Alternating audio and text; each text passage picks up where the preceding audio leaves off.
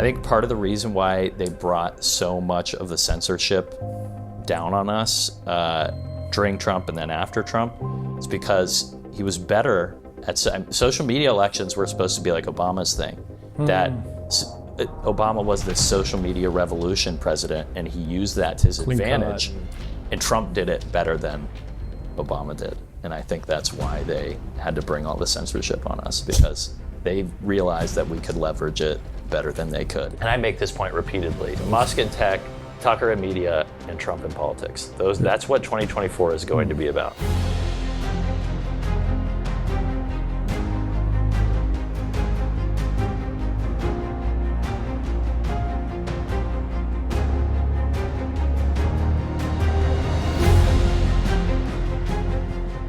Logan Hall, right-wing propagandist. Yes. Welcome. Thank you very much for having me, boys. In your old digs. Well, these are the new digs. Yes. Yes, but I'm back. You're back. Yes. Yeah, we're so back. Yes, we're so back.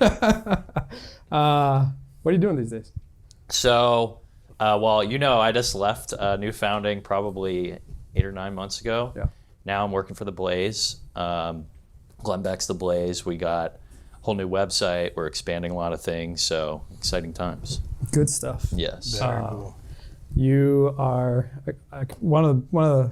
I was gonna say you are a right-wing propagandist, but I'll just tell a story instead.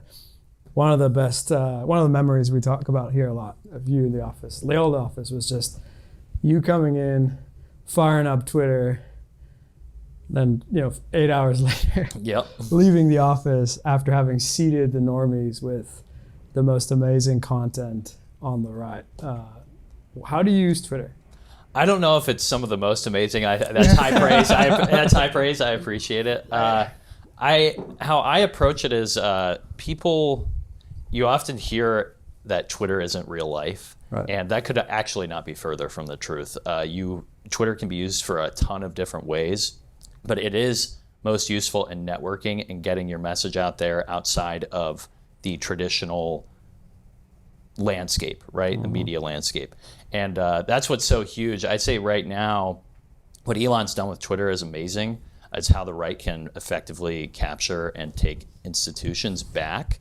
And so I think it's a very exciting time. He's definitely made himself, labeled himself somewhat of a regime enemy right now. But the Overton window has shifted drastically in the past year. You're allowed to talk about election fortification that you weren't allowed to talk about before. The fact checks that were labeled on all these tweets. We're now demonetizing this. Right. Yes, exactly. Yeah. So there's a lot going on, but I use Twitter as a way to get outside of the gatekeepers and to interact with my friends, obviously. Yeah. So There does seem like there's been a dramatic shift in the last 9 months or so. Oh yeah. Is that real? Is that just an illusion? What are you seeing? I think online it's certainly real now. To the average, the average person who's not really online, or the boomer that's watching cable news, maybe not. Right. But for young people, I think especially, yes, there has. I mean, all the traditional channels are dying. Nobody watches TV anymore. Most young people are going to YouTube or listening to podcasts for their news. Mm-hmm. They just don't trust the old institutions anymore. Right. And I know that's something that you guys are trying to capitalize on here at New Founding. That's a big part of your thesis. Yeah. The trust thing is huge. Yeah, the trust thing is huge. Yes. That's certainly true. Something that's interesting on the Twitter side is just the ability to not get deboosted. Yes. I think that's just been a massive contributor to the vibe shift. I see it a little bit with the, somewhat you were just saying before we started, like you need to post more. I post a little bit. You post a lot. Do but it's my job. Right, so. Exactly. But do you see, even in your own interaction, engagement with the platform, do you see a huge difference, a noticeable difference between posting a year ago on the couch in the old office and now? Oh yeah, yeah. I mean, just in terms of the things you're allowed to talk about or questions, certainly. But I think what old Twitter was you were always kind of walking around on eggshells. You didn't know what was comfortable to touch, what wasn't.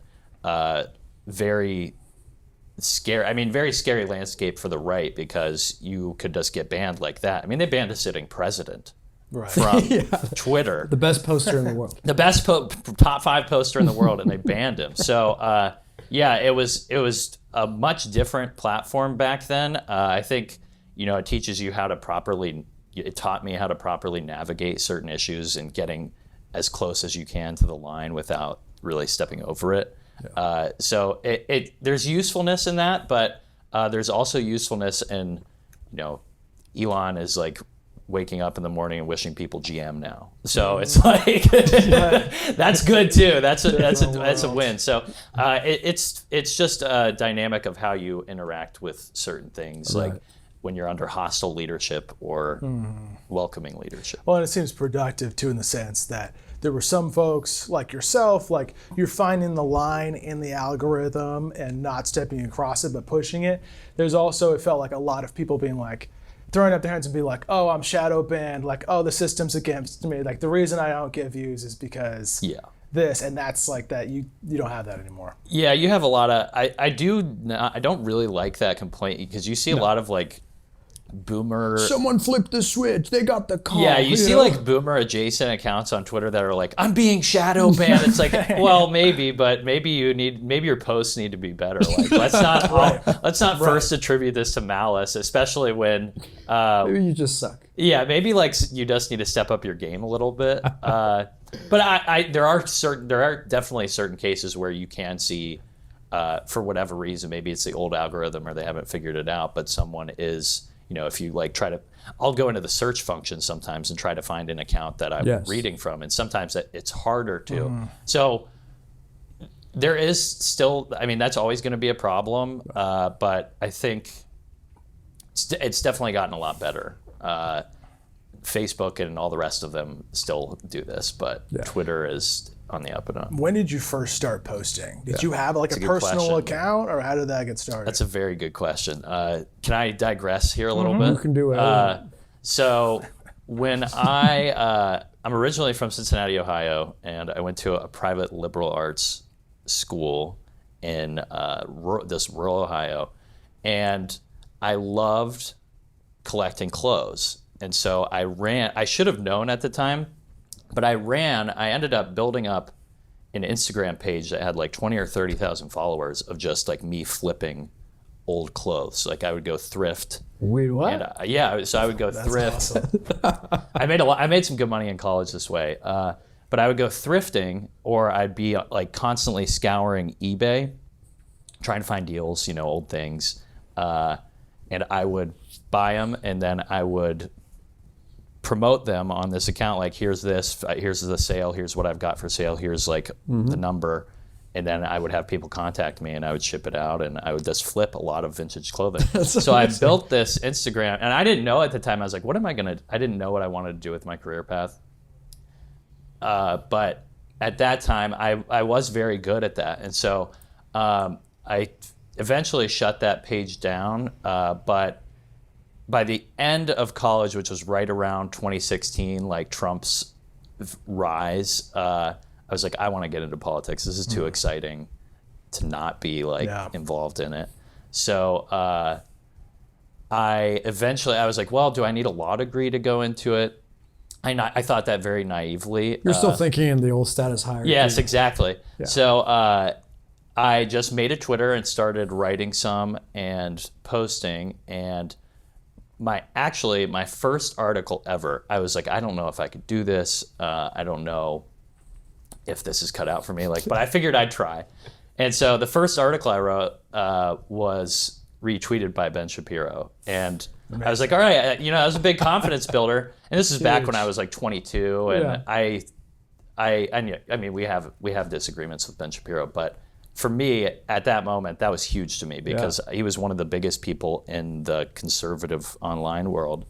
And my first article written on my college research paper got shared by him. So after that, I was like, all right, I can do this. Yeah, I'm just gonna keep posting and like using the new digital tools that are available to you. Yeah. Yes. That's amazing. It's crazy that happened on your first piece too. Like potentially one stray Ben Shapiro, like him being like, I don't know how. I still to this day I don't know how it happened. But I think it was like a God moment because I was like I didn't know if I could do it. I was very doubting, and that kind of electrified it a little bit. So I had an account, but it was basically deactivated until I reactivated it in 2021 or so, my Twitter account.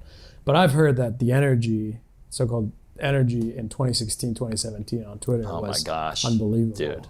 Trump would just be, every day I remember I would wake up and I would read Trump's Twitter from the previous, it would be like, he'd be up at like 4 in the morning, posting about like North Korea or something like big red button halfway across the world. It was awesome though. It was like the very first thing I did when I would wake up every morning. I would go to Trump's Twitter feed and see what was going on. And and he'd be like retweeting like all these like memers and Pepes and all this. It was incredible to watch. And I made this point recently, but I think part of the reason why they brought so much of the censorship down on us during Trump and then after Trump is because he was better at social media. Elections were supposed to be like Obama's thing, that Obama was this social media revolution president, and he used that to his advantage. Yes, and that's why he follows like 2 million people on Twitter, because that was his big thing. Back in the day. 2 million? Yeah, he follows a bunch of, Okay. But that was his big thing in the day, was he was using Twitter to get his message out there at the, once this started taking over the discourse. And Trump did it better than Obama did. And I think that's why they had to bring all the censorship on us, because they realized that we could leverage it better than they could. They fear the poster. Yeah, they fear it. They do. Well, I think Nate Fisher has talked about this, but originally I think the liberal side assumed that technology would always push things in their favor, that technology and openness and progress would always push everything in a liberal democratizing direction. Whatever. Yeah. And then it turned out that those tools, when everything was open, actually in many ways drove things a different direction than they intended, and then you get a crackdown. Yes, they certainly did. And the internet, when I was growing up, we just had like a PC in our house, and I would be like playing RuneScape on it or something. Yes. But it was supposed to be this like, everyone's going to get really like, everyone's going to have all this access to all this information throughout human history, and everyone's going to be getting a lot smarter. And it's kind of had the opposite effect. Everybody's just glued to their phones, watching TikToks or whatever, never actually reading any books. Getting psyoped. Getting psyoped, brainwashed. Yeah. So it's had negative effects too. I just think that the dynamic was much different back then than it is now. They have realized that these things are very, very powerful, and so I think they got a little bit scared after what Trump unleashed. How do you balance? You said earlier, Twitter. Some people say Twitter is not real life. Couldn't be further from the truth. Nope. How do you balance though the online real life of Twitter with like actually reading books? And I know you like to golf. Yes. How do you connect those two? Yeah. So like I said, my job is to be online. So during the week, I am online from like 10 to 10 every day. I have little lunch breaks and stuff in between, but during the week I'm just online, glued to my phone, and then after 10 I usually will just like flip on a YouTube video or something and go to bed. But during the weekend I am not on my phone whatsoever, and my girlfriend gets upset about me with this because I never answer my texts. But but on the weekend I try to read a lot. I try to read like a book every week or two, just depending on how long it is. But I can usually get a decent sized book done in a weekend. And then I try to golf either 1 or 2 days every week. And that keeps me outside, keeps me active. And then this is another thing I've been doing recently is I've been going record shopping a lot. So I got a record player that I got for Christmas, and I've just been going out, finding some old records, trying to collect a lot of physical media. I know Haywood talks about this with his giant library. Yep. But I think that's very smart.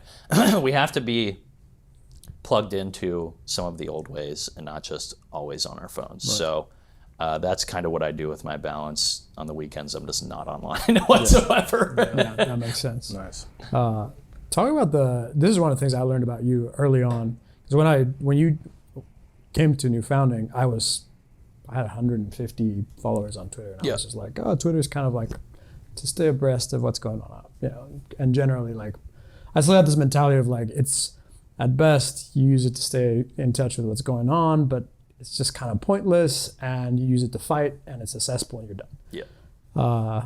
One of the things I learned from you early on was just not just how can you use it to disseminate a message and amplify a particular vision, all that stuff, but also the networking side. Yes. So talk about that side. Yeah. Well, having worked in DC, you'll see a lot of people on Twitter that you haven't met in person, but you see them all the time on there. They're in somewhat of the same circles, and then you'll be out, with your friends one night, and you'll see them, and you'll be like, "Hey, that's the guy from Twitter." And it's always surprising when you meet some of these folks because they're either really, really, really outspoken and outgoing, or they can be just really, really odd or introverted. But it's just nice to say, hey, that's the person, I met them now.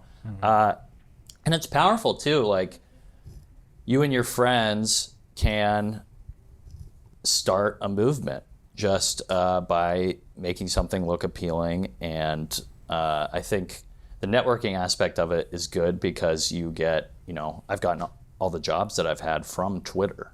No joke. I mean, it is. I've gotten them all from just connections on Twitter, and it's very powerful, and I'm very grateful. But yeah, you can use it for a lot of real life stuff. Didn't you get some dates out of Twitter as well at some point? I did, yeah. Yes. Yes, I did. Unmatched levels of posting. Josh, you got to step up your posting. That's right. Expand. Yes. Yeah. But no, it's a very useful tool, and it can be a cesspool sometimes, but I love it. Yeah. So what are you doing at the Blaze? So I'm just a digital strategist there. I do a little bit of everything. I, help out with Twitter, Facebook, Instagram, YouTube, the main platforms. Right. I go out as a guest on the shows if they need me. I try to help with a general strategy for what we want to be doing, not just daily, but like in the future, how we position ourselves online. And I write some too. Little bit. I do a little bit of everything. So nice. I'm a jack of all trades in that digital department. But I mean, even here's a good example. There was a guy whose account I really liked. He's a Lord of the Ring account on Twitter, and I was like, hey man, you should write like an op-ed for us. Oh yeah, I read this piece. I was like, you should write something for us. Like I think people would be interested in getting your perspective. Yeah. And he's like, okay, but I can't use my real name. And I was like, no, that's fine. We can publish anons. I don't care. Or Suits or whatever.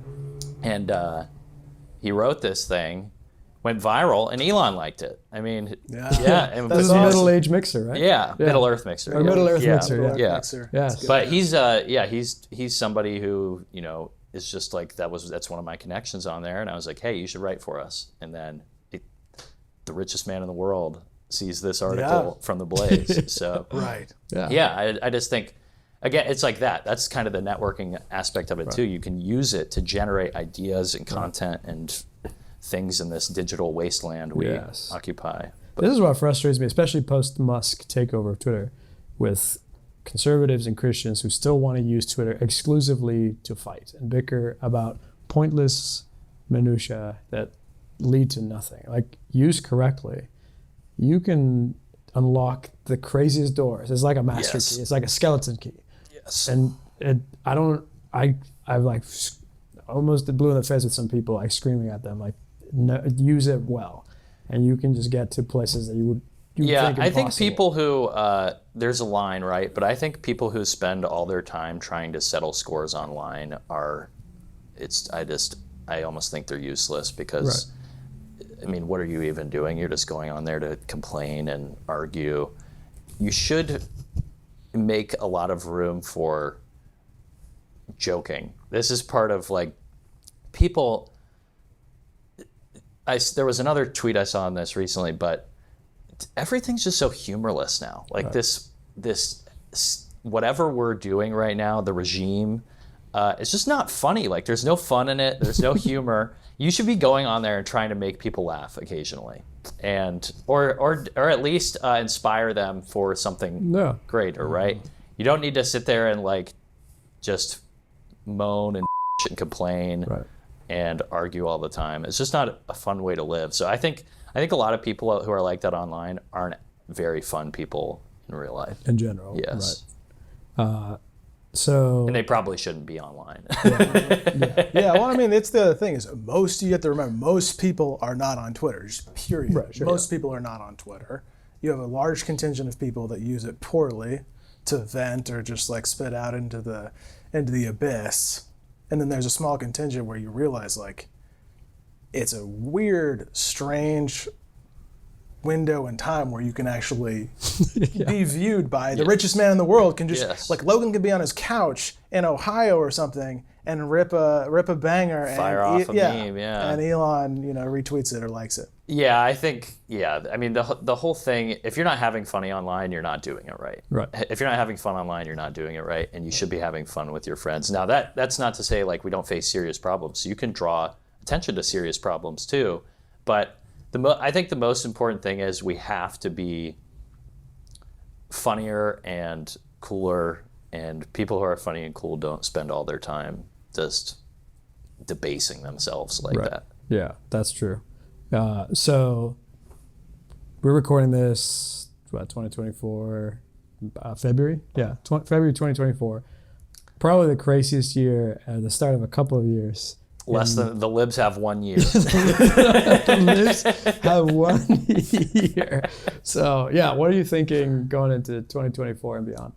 I'm excited. I really am. I think that is, my one hope for the 2024 election is that we do have this massive platform now that's not going to be. I mean, if you remember, like last time they pulled out that censorship right before 2020, that Hunter Biden thing. They just couldn't even banned it. Yeah, you couldn't read it.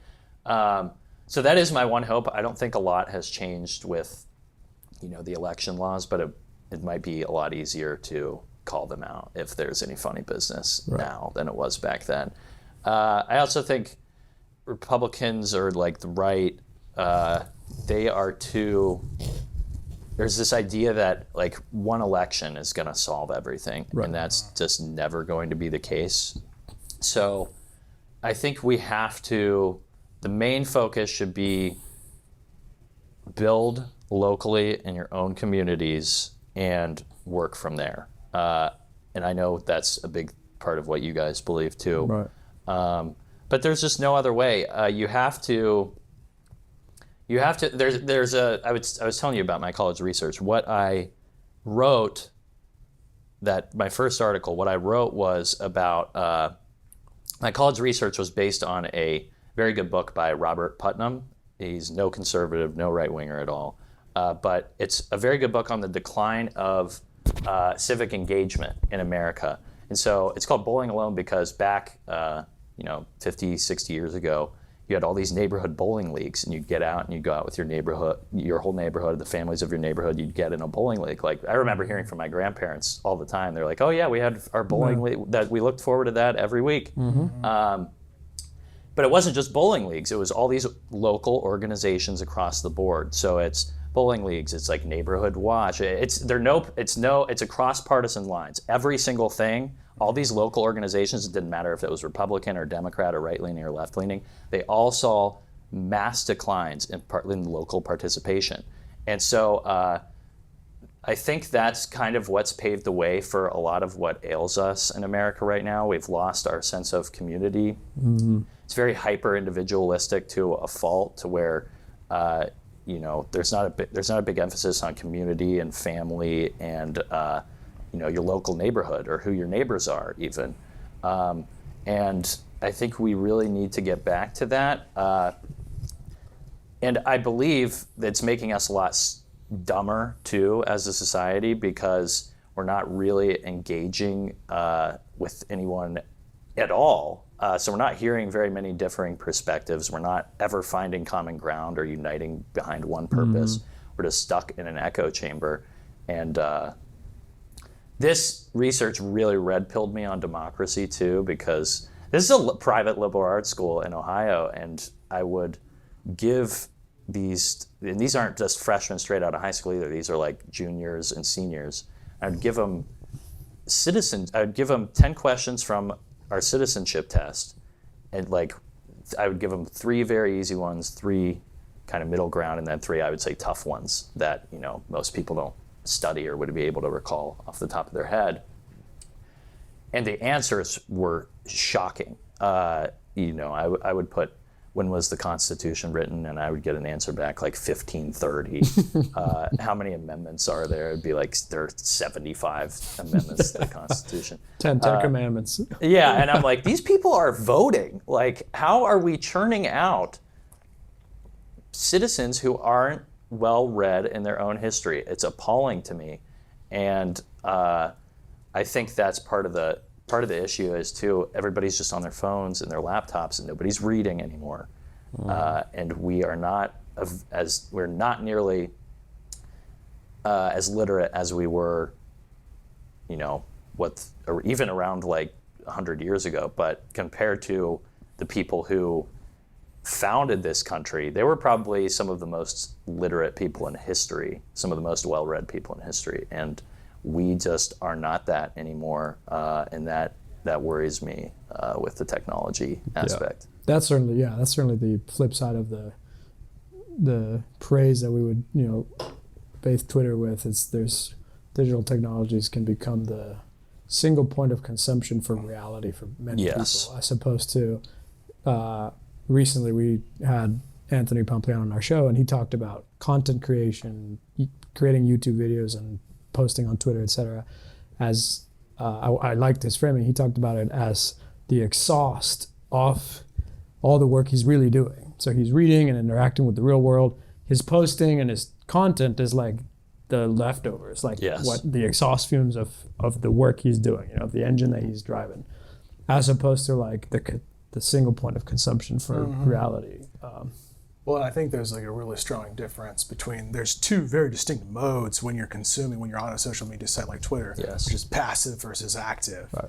And most people in the default is passive, where your brain is taking a break, it's out, and the scroll is taking over, versus what you do when you're looking, which is you're actually like looking to participate in an active conversation as you're looking through. Yeah, there's much difference. I mean, I'd fall into this, you know, I fall into doom scrolling sometimes too, but I kind of have to, but yeah, it's very dangerous. I'll be just sitting there scrolling and I'm like, what am I, like, I'm just like kind of addicted to this thing where I'm just like constantly waiting for it to refresh. It's very weird. I think one thing that normal like people can do, and I want to do this. I haven't started it yet, but I will. Is I just want to write a daily journal with a couple different notes of the day, what I accomplished, what I'm thinking. I want to be able to pass that down. I don't want my entire life to be on the cloud. So I want my kids, my future kids, God willing, to have something that it's not just on their phones or their devices. And I think that's very important. We need to participate online, but we also need to be building and doing things locally and not just being on our phones. We have to engage our neighbors and our families and our friends, and it can't be just this endless phone thing, because it's not healthy. We're experimenting with forces that have never we have no idea what this does to people. I mean, I guess we have some idea, because it seems like social media, especially for younger girls, is very, very detrimental to their mental health. I don't know. I think it's still not good for guys, but it seems especially dangerous for young girls. Especially like the picture-based ones, like Instagram. Oh yeah, the Instagram, And yeah, TikTok, right? yeah. I mean, it's just I think we're gonna find out that like eventually, once we get to study this stuff enough, we're gonna realize that it's not like this is not the best way to be living your life all the time. It's just glued to a screen. So. Do you think you'll get the Apple Vision Pro and start posting from your mind? Oh, I saw that. I don't think so. VR isn't. It's not like it's kind of like a VR headset, right? Yeah, basically. It's just not like super appealing to me. Like I've played like a couple video games on VR and it's fun, but like after a while I'm just like get these goggles off me. Like I'm done. I don't need to do this anymore. No, I don't think I will. That seems. I think there are going to be, like it's the same thing. They have these self-driving taxis now or self-driving cars. That's just not my thing. Like if I'm in a car, I want to be like controlling it. You know, I don't necessarily. Maybe that's a trust thing too. I just don't. I don't know if I trust it, but I don't know. I don't think I would need a VR headset. Yeah. Would you get it? Were you thinking about it? Yeah, I don't. I mean, what's even the big deal for it? It's just like pulls up the screens right there. It's like gets you even further into. Basically, that's basically it. Like your phone has very tangible edges that tell you like your airline experience is reduced to whatever that is, the 5.5 inches by 3 inches. That's it. Yeah. The VR headset is like your entire field of view can be Twitter. Yeah, I think it's more of a question of where it's going. Because like right now, it's the equivalent of just strapping your phone to your face, which is just kind of funny. Yeah, that doesn't seem. But like looking down the line, like if you saw any of the latest video AI, I was just about to bring that up. Yeah, exactly. What's it like? Sora. Yeah, exactly. And so if you can, where it's at right now, where you can enter a prompt and get a minute-long clip of extremely realistic footage of what you just described. You know, theoretically, if computing power continues, all this, you know, is there a world where you could like speak a world into existence and you're plugged in and you're just like walking through make-believe land in the Goon Cave? Exactly. Yeah, I think that is a possibility. That, like you said, that AI video was, those videos he was cranking out, Altman was cranking out or whatever, was very cool. But in like the policy, it's like we're determined to like ensure, you know, safety DI, and like DI nonsense. And it's like, as long as it's going to do that, I don't think that it's going to pose much of a threat because, well, maybe it will, but it's certainly not going to be anything that like right-wingers are, you know, I kind of agree with Haywood's thesis on this too, that like Musk knows that if he wants to get to Mars, he has to destroy the regime. And so all these like tech guys, they have to understand that if we're not using these things for merit, it's not going to go very well. Right. Yeah, Sure. Yeah, absolutely. It's similar to that quote, that famous quote about democracy requiring virtuous moral people, and religious people. Yeah, moral religious people. I think and democracy, in many ways, it was a technological innovation, more on the legal side, you know, at a larger scale, like a widget or a gadget. But it's the same. I think we're in the kind of times where powerful technology like the OpenAI Sora, in the hands of a extremely non-virtuous, non-religious people, yes, is pretty darn dangerous. Yeah, but it's not anything that like is different than what we have now. Right. I mean, all the technologies we have now are just like people degrading themselves, and it's not all of them, but for on a civilizational scale, it's not been good in keeping us, you know, encouraging us to be moral or very virtuous. So, I just think something again, this is kind of like Paul, I forget how to say his last name. James Poulos. Yeah, but like spiritual warfare in a digital age, and I think that is catechizing the bots. I think that is kind of a good way to term it. But these problems are eternal, so you know, it's just about some sort of will the people be able to have an awakening? And I think the biggest question the right faces today is that can we build quicker than they can destroy? Now, I don't know the answer to that, but I think that's what is the fundamental question that's going to face us over the next decade. Yeah, why do you think that? Because they just tear things down for sport. They don't even have to have a reason. Destruction is just the goal, right? So we have to double down on our efforts to build things that are lasting and fruitful and good. Yeah. Yes. As you, craft narratives. And it's kind of what Nate says, like, build the America you want to live in. I agree with that. Totally. Yeah. Yeah. So as you craft narratives online, as you, post a vision, what kind of, do you have, especially this year, do you have a couple of key points or key narratives or key principles you're wanting, people on the right to get through their heads? Yeah, I think you are living under a very hostile regime. It's not like you're gonna, finally get the left to wake up to their hypocrisy. I think that kind of politics is going away slowly.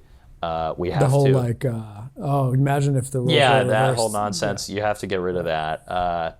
You have to channel youthful energy in the right direction. So much of the whatever the right or the Republican politics is, it's just like boomers who don't know what kind of society younger people are growing up in. And so you have to, I think Vivek did this very well, kind of the youthful spirit. We need to change, some sort of revolution. We can't keep going with this old system.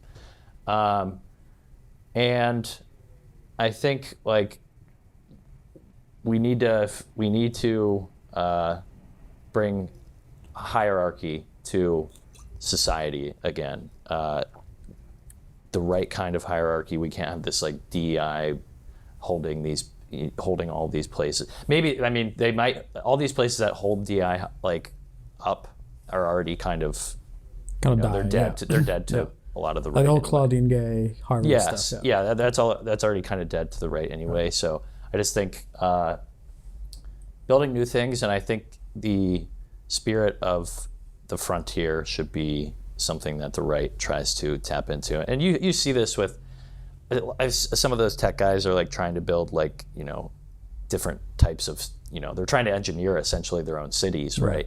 Uh-huh. And Trump has said this too. So Trump's kind of tapped into that Freedom Cities idea that he proposed. Yes, I love that idea. I think that's great. And in many ways, Trump is, and I'd say this is another thing too. We cannot be. There's basically on a societal level, we've lost a lot. So there's not a whole lot left to conserve. We need to start reacting and putting these things to work. We can't just be complaining online all day. We need to be going and actually doing things. And so I'd say that's another thing I want the right to get through their heads, is that we're not conservatives anymore. The people that are the conservatives are the ones who are ruling over this decaying empire, regime, whatever you want to call it. Joe Biden is the conservative candidate. He is a husk of a man trying to conserve all these broken, dying, dead institutions. We need to be, I don't want to say progressive because that's a left-wing coded term, but we need to be understanding that mindset. The left are the ones who are vanguard. Left have been in control for 70 years and everything sucks. They're the ones who are trying to conserve this terrible thing they've created, this terrible system. And so we should not try to label ourselves associate. We should be trying to move on from that. We don't want to be, not the progressives, but whatever, the reactionaries or whatever. The new thing, the new founders. The new, something cool like that, right? What was going through your head? Recently, a lot of stuff came out around Biden, memory, the press conference he did. What was going through your head as a commentator when you were watching? I'm just, it's like a national humiliation, right? It's like, how did we let it get to this point? It's very, I mean, I actually feel bad for Biden. I don't really try to criticize Biden too much, or I don't. There's another thing I think conservatives do too often is they say President Biden or Biden ruined the border. It's like Biden is not running any of these things. He's like a puppet. He's a figurehead for whatever this is. He's not like waking up every day and calling the shots. Right. And so, I mean, I think it's sad. I think most people can tell that something is wrong here. They're like, what's going on? Yeah. They're talking about it like all these wars breaking out and this guy is supposed to be our commander in chief. There's no way. But yeah, I think it's sad. I think it's basically elder abuse. I think it's very cruel. I think it's actually pretty cruel what they're doing to him. Yeah, that was especially salient, the point you're making, because the Biden memory stuff came out the same day that the Putin interview with Tucker came out. Yeah. And Putin was like, I'm going to give you a history lesson, like going back 1,000 years, and disagree or agree with it, whatever. But he clearly is a man in command with a national history and sense of identity, where he could just say, I'm laying my case before you historically for why we own this piece of land. Yes. Whereas Biden was the opposite. ChatGPT, give me the opposite of whatever Putin did. He was in that press conference. He called the president of Mexico the president of Egypt or something. Yeah, it's like he didn't remember. And then the DOJ report came out that called him like a nice benevolent old man. Yeah, with memory problems. Right. Yeah, I mean, what we see again, the contrast there is so stark that it's like, how do we not have leaders like this in America? Like, we put a man on the moon. We did all this stuff. I think we got too comfortable, and goes back to what I said. Like, we're not a very literate people anymore. We have lost our sense of national identity, and that's kind of why we turned America into a global strip mall for the entire world. And it's just like, we don't have the identity that is not there anymore. And I think we need to rediscover that. We are the American people. We made the greatest, most just, richest, most powerful civilization in history. And this is why, but I don't black pill on this stuff, because I think giving way to despair is just like a losing. You're never going to win. You're just like a loser. Stop that. Quit complaining. You can complain a little bit. I mean, I complain about stuff that's going on, but I'm not like giving up to like, oh, we're just never going to get out of this. Like, it's just, there's no hope for a brighter future. No, I don't buy into that nonsense at all. So what do you think of Nikki Haley? Oh, bird brain, as our glorious leader likes to call her.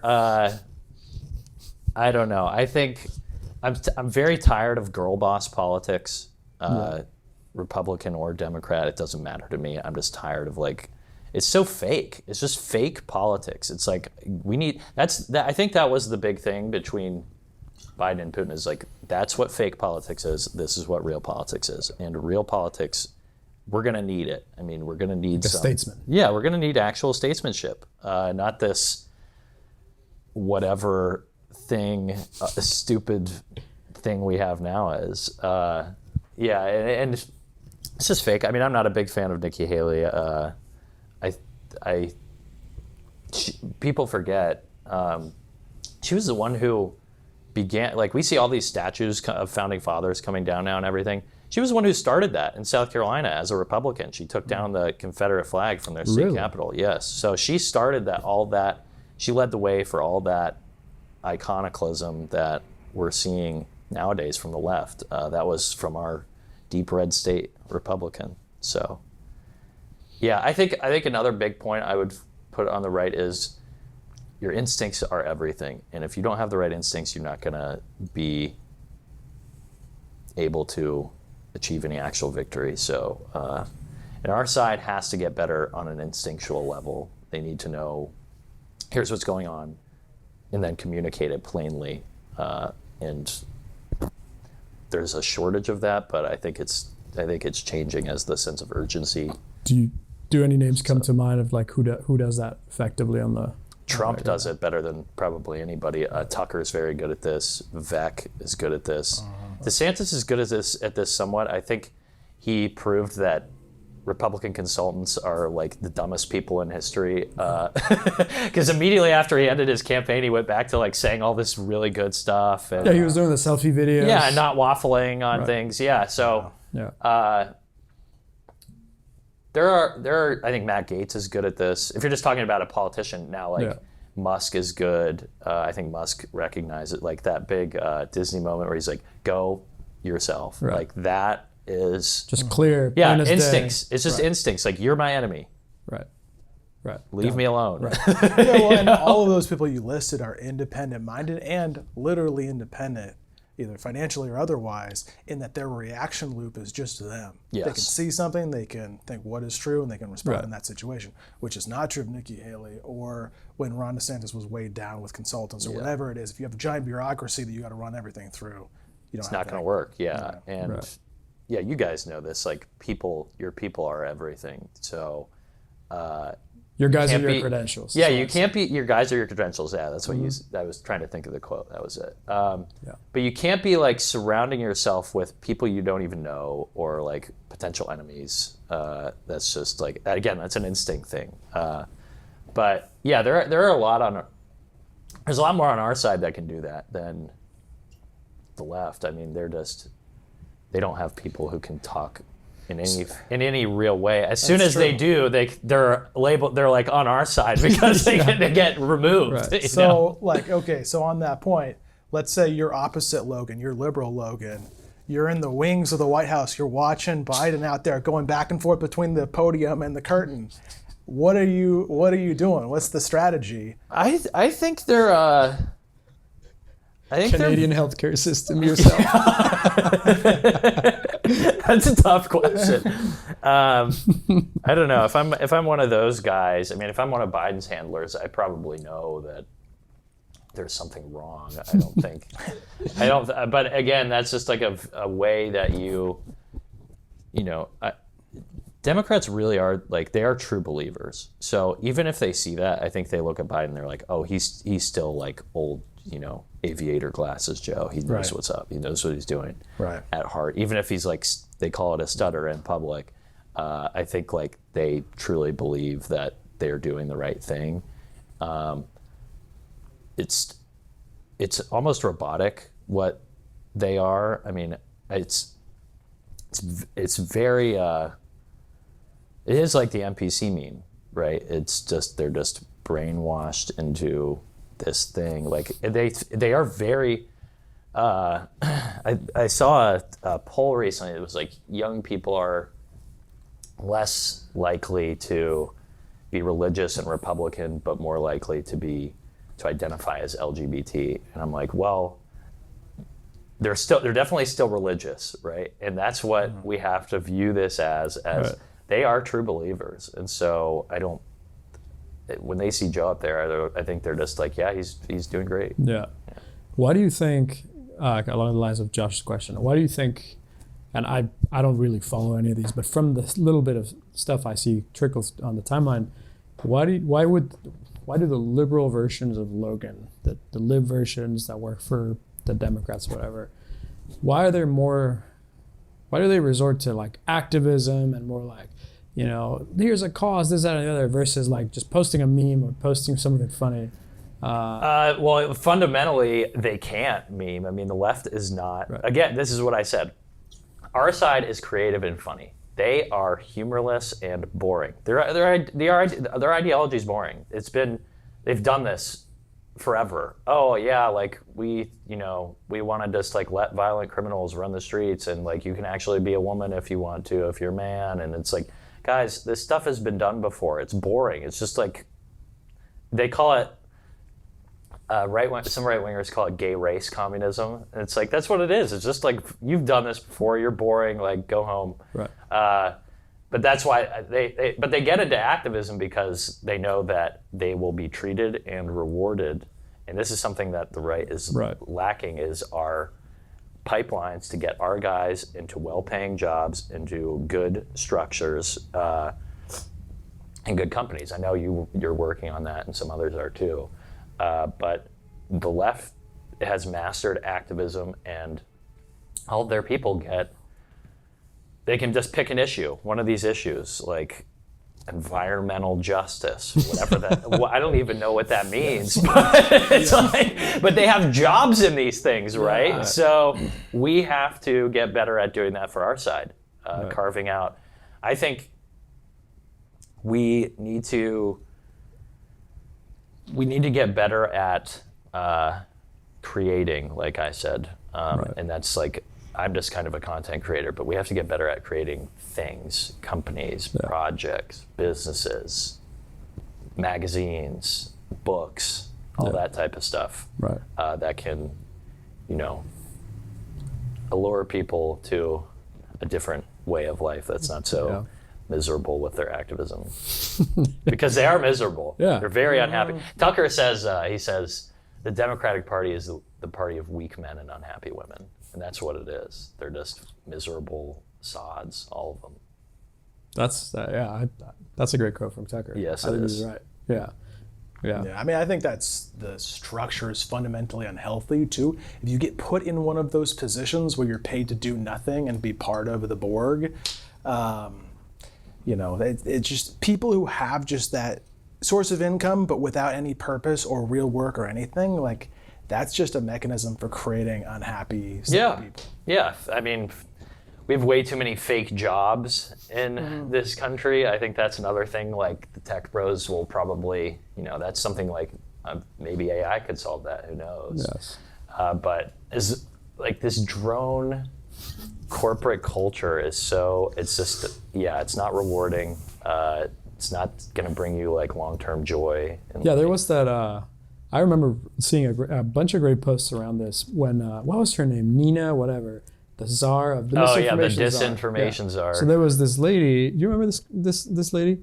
This was like 2021 or 2022 when Nina, some Polish last name, Wazowiak or whatever, remember this. Pushed by the Biden, was suddenly like promoted by the Biden administration. She was supposed to be our Ministry of Truth, essentially. The Office of Mis, Dis, and Malinformation was that was a disinformation czar. Yeah, and that's what one of their guys called her that, and but it came out she was kind of crazy on camera and just very animated. Completely crazy. It came out that she had grown up with a passion for theater and like acting and was really good at it, etc. Yeah, shocker. But yeah, theater kids, the memes around theater kids continue to be true. But without the Borg and the credentialing system, that's all nonsense and rewards people that go that direction. She probably, and I remember seeing, these are the posts I remember seeing, like people feeling bad for her and saying like it would have been better if these things weren't available to her, like this whole mechanism that rewards that neuroticism. And imagine, like, she probably could have pursued being a drama teacher or an actual actress or just enjoyed herself as an actual, like, person. Just somebody that likes theater. And you go be a good person that acts in a Broadway promo or whatever. Yes. But the fact that this whole ecosystem exists to take people like that and then turn them to 11, turn their instincts to 11 and weaponize them in activism, and it's tragic. It's like you're taking these people, putting them in a machine. It's like kind of transhumanism. Yeah, it's anti-human, and that's why, I mean, they have this now where they're actually, it is transhuman. I think that's a good way of putting it. Or it's even in many cases. Dylan Mulvaney. In many cases, could have been it's a just normal like dude, just hanging out. In many cases, it's anti-human. Right. It's not even just. It's not even like there's a part of humanity that's in that. No, that's just like destroying people for the sake of destroying them and turning them into like these boot soldiers for the state is, it's crazy. Like, but again, they think they're doing something good for these people. They think it's like liberating to do that. Right. And so that it's just a fundamentally different, I would almost say it's pretty evil, but that way of thinking is again, they think they're the good guys. Yeah. And they've done all these horrible things. Right. But Yeah. it's very tough. It is sad to think about what they've done to these people. And we should be careful with, like, they're easy to mock, but a lot of them are broken, and we could probably do a better job of, trying to have some sympathy for them at some point. I think you should hate the system more than you hate, one individual. Yeah. I mean, that's the Schmidt, public-private enemy distinction. Yeah. And I do think that I recently tweeted about this, but Curtis Yarvin has this quote where he says something like, if your vision of winning or ruling does not include a vision for how to rule the libs, essentially, when you win, then you're not fit to rule. Yeah. Like, I think a lot of people on the right just think we're going to win, and then either who knows what happens to these people, or things that we can't say on the pod.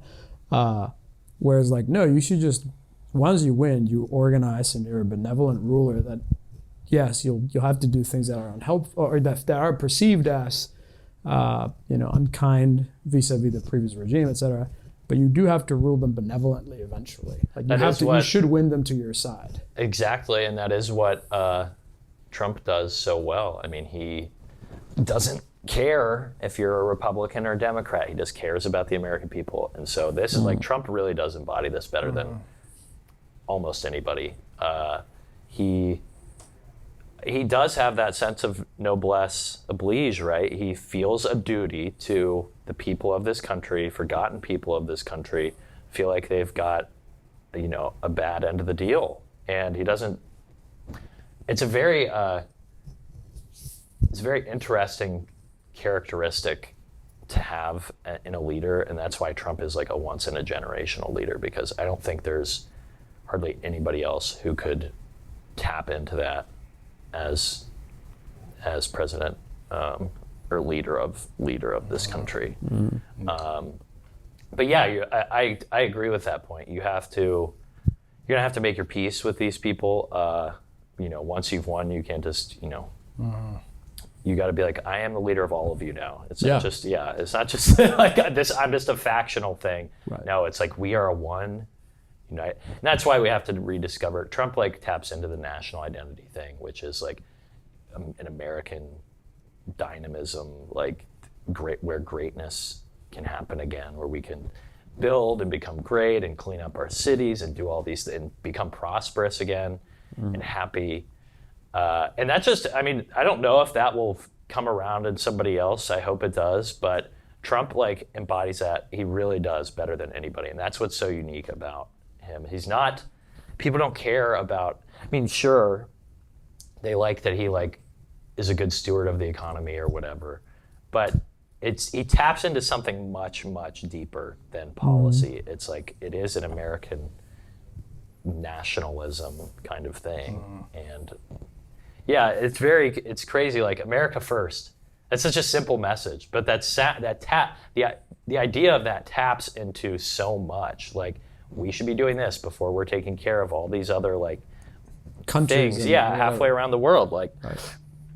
So Trump mastered that, and he permanently shifted the conversation. I don't think we're ever going back to like leaders who can't like channel that sort of greatness again. Like Reaganism. And we're not. Kind of... Yeah. I mean, I don't have, like we say, Reaganism, but Trump voters loved him just like they loved Reagan, like the boomers did. And yeah, we're not going back to like old guard, whatever. But yeah, there's something about what he did that changed the narrative of how you effectively do politics. And he's so much more than a politician. He's just like, he's a figure. These years will be known as the Trump years, and it could be known as the Biden years. It's Trump years for a reason. It's because he found something that changed the system, and I think it changed it forever. So that's what, that's the true mark of a leader. He'll leave a legacy forever. And it's really a reversion to what leaders have always been. Like Yes. the definition of a leader. Which is crazy. Right? I mean, whether it's like Washington or Napoleon, like these are people who were charismatic, who spoke to the people, like who excited The people had a sense of kinship. and had with them. a connection and kinship versus Politician-GPT. You know, poor Mike Pence, who's been trained to like just spew nonsense. Like that's the anomaly. Yeah. And we're reverting back to the norm. Yeah, that's a good way of thinking about it too. Is like actual leadership, not that it's kind of what I was saying, like the fake politics. Like we're not doing that anymore. Sorry, guys. This is what you saw with Vivek's rise too, because he was saying things that politicians don't say, and that's what... The other thing, too, is I'd say the other thing that makes... And I make this point repeatedly, so if somebody calls me out, I don't care. This is one of my main things.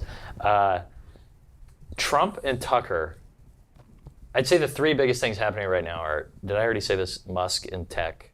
No. Okay, so Musk and tech, Tucker and media, and Trump and politics. That's what 2024 is going to be about. Right. And I'd say the reason that Trump and Tucker are the most popular figure. I mean, Elon's popular, but he's not out there like doing he's not doing the politicking as much as those. Yeah, he's building companies, Yes. and then we'll enter the Yes. discourse and then go back. Yeah. So, but the reason Trump and Tucker are the most popular like figures across the board in amongst Republican voters is because they're cooler than all the other Republicans. They're not lecturing you. It's not like it's like a debate club. They are talking to you in a very real way and doing something important. Again, it's like a connection thing, right? And so that's very important too. Is there is an aspect of appeal that's like, oh, these guys are cool. They're cool guys. If you see Trump at like a football game and he's throwing out footballs and stuff, he's just cool, right? He does it in a cool way. He's not a dork. And you could call it fake politics. I think it's a lot of dork politics too that really hurts Republicans. Yeah. We just need to be cool again. It's like, it's not that hard, but a lot of these politicians just don't seem to get that. So, Right. I think that seems right, and especially think of recent examples that come to mind as you talk. Specifically thinking recently of the DeSantis boot stuff. Like I don't think he and the consultants were quite either ready and or understanding of how much a just shot to the head to his campaign that thing was. Whether it was true or not doesn't matter. Yeah. Like if you just look dumb, if you just look Goofy. it's not dumb in like intellectual way, or even in like a hyper polished, like famously like Reagan and Kennedy. A lot of the election stuff happening around that time of the United States had to do with just television personalities. Like, did you present yourself well on television? It's not even that kind of like polish and sheen, like the television type of polish and sheen. It's just like, are you appealing? Are you cool? And like Trump has had many a gaffe and a blunder in his own time and in his own day, but he can sort of quickly recover. That's not his image. He can, it never sticks. Like the problem with a DeSantis or and insert any other kind of traditional politician is that those things will a blunder, a misstep, a mishap, whatever, will stick, will become the thing you are known for. Trump just kind of like I don't even know how it does it. He just brushes it off, just sort of slides off, and he keeps going. Yeah, and that's part of the magic of Trump too. I don't know how he does it, but it's true. It's true. I mean, like there was a point, whenever it was, end of 2022 or whenever, like where you're like, Trump was like releasing like superhero cards, or like NFTs. It was like NFT. Yeah. It was like a weird time, and then a couple months later, like video of him like in McDonald's, like handing out hamburgers, and it's just like instantly back, like whatever he has, it's right there. Yeah. Yeah, and that's the big thing too. Is he? I'm not arguing for like a a politics that's like based around. I am arguing for a politics that's based. A politics that's centered around I think too often the right can glorify like there is strength in populism, but you don't need to be like championing like we don't want to be the brand of like lowest just common denominator. low status, Yeah. right? We should have very high standards, and we should present ourselves in a way that, in a way that is beautiful, for lack of a better word. We should have we can't argue for like, oh, we just need to destroy the elites. It's like, no, we need our own set of elites to counterbalance and eventually, replace them. So we should be developing that. And this is what I said. I said I think like we need to bring certain aspects of country club culture to the right, which is it's very high trust, it's very selective. There are high barriers to entry, and it's a community, and it's you generally somewhat upper level, high status. Right. And that's what I mean. And I'm not arguing for like I get that's sometimes uses as some sort of an attack or a slur, country club Republican. Right. But Trump owns. You know how many country clubs Trump owns? Right. It's tons, and he can still go and throw out the hamburgers at McDonald's and interact with those people, and he's still just as loved there as he is at his country clubs.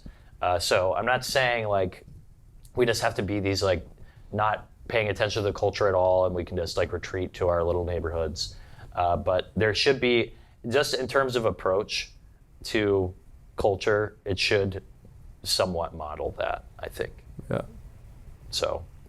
What is your bear case for 2024? Worst case scenario. Worst case scenario? Maybe not worst case, but like Worst just case like scenario. a reasonable. Worst case scenario, we have to ask ourselves like, what are they not willing to do? Because 2020 they censored all this stuff from the internet. They banned a sitting president. They fortified.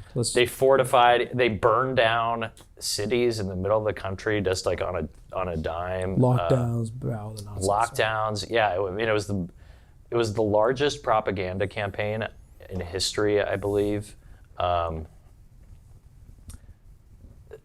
Worst case, I don't know, a war could break out, which they already have, but I mean like maybe like somebody attacks us domestically, or I don't know, they have some false flag that activates all these mobs in their cities again. I really hope that doesn't happen, but I think you can't underestimate the lengths that these people are willing to go. But again, I'm not someone who's like just like a prophet of doom. I don't think worst case scenario, it's like what, maybe one of these, they brought over they have like 70 million illegals in this country right now. Like, I don't know, something could happen bad with like an attack, domestic terror attack or whatever. But I'm optimistic. I don't want to get into thinking about all the bad things. I don't want to get into thinking about all the bad things that could happen. I want to think about the good things that could happen. Yes, that will happen. Yes, that will happen. So, speak it into existence. Yes, we're going to win. Dude, where can people follow you or read you or interact with you? Yeah, I'd say my main one's Twitter. Just follow me at Logan Clark Hall. And then, The Blaze, and follow Newfound as well. Sweet. Yeah. Baller. Dude, thanks for coming on. This is awesome. Boys. Appreciate it. Logan. Thanks for listening to this episode of the New Founding Podcast. New Founding has become a rallying point for founders and investors who are taking serious bets in the face of a stagnant business culture. Our venture fund backs founders building dynamic companies, powered by American ideals and a positive national vision. These are the kinds of founders that embody the optimism and competence of the people who come on this podcast. If you're interested in investing in our fund, check out newfounding.com/venture fund and follow the link to apply.